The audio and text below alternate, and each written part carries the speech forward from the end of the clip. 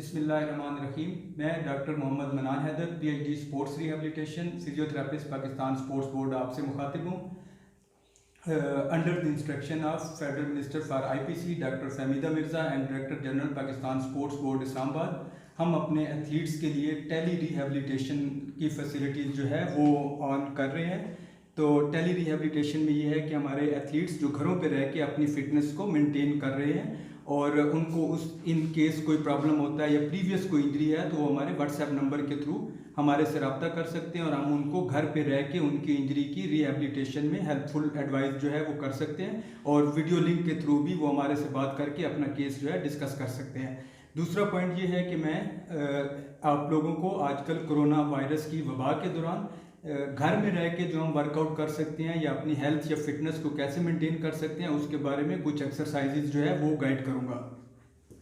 तो जो एक्सरसाइजेज हैं उससे पहले जो आजकल हदायत है कोरोना वायरस के लिए उसमें ये है कि आपने अपने हाथ को बार बार धोना है। हर 15 से 20 मिनट के बाद अपना हैंड को वॉश कर लीजिए और उसके बाद अवॉइड करें कि आपका हैंड जो है आपको फेस के ऊपर जो है वो टच ना हो।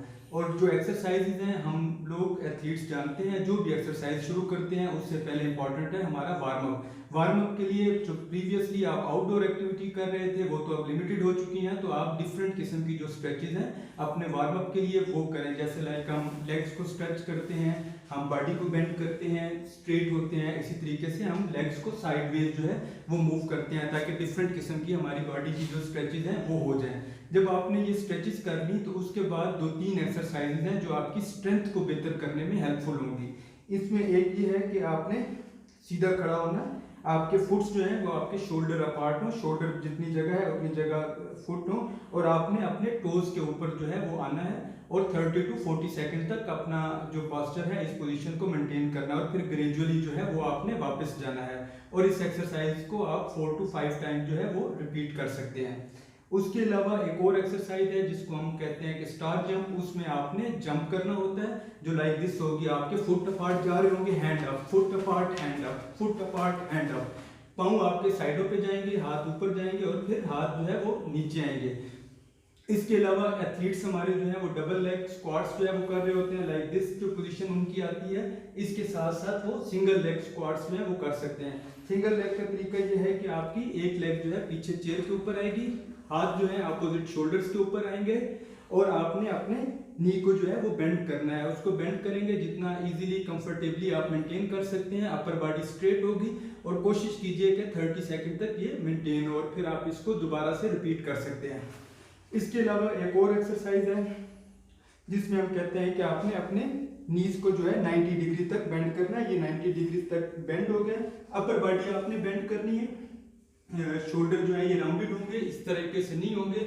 शोल्डर राउंड के साथ आपने up down, up down, up down ये एक्टिविटी आप कर सकते हैं और फिर इसी पोजीशन में स्ट्रेट रह के आपने अपने नीज को बेंड किया 90 तक, ये आ गया और उसके बाद हाथ कमर पे रख के out in, out in, out in और ये एक्सरसाइज जो है आप 30 to 40 सेकंड तक करने की कोशिश करें।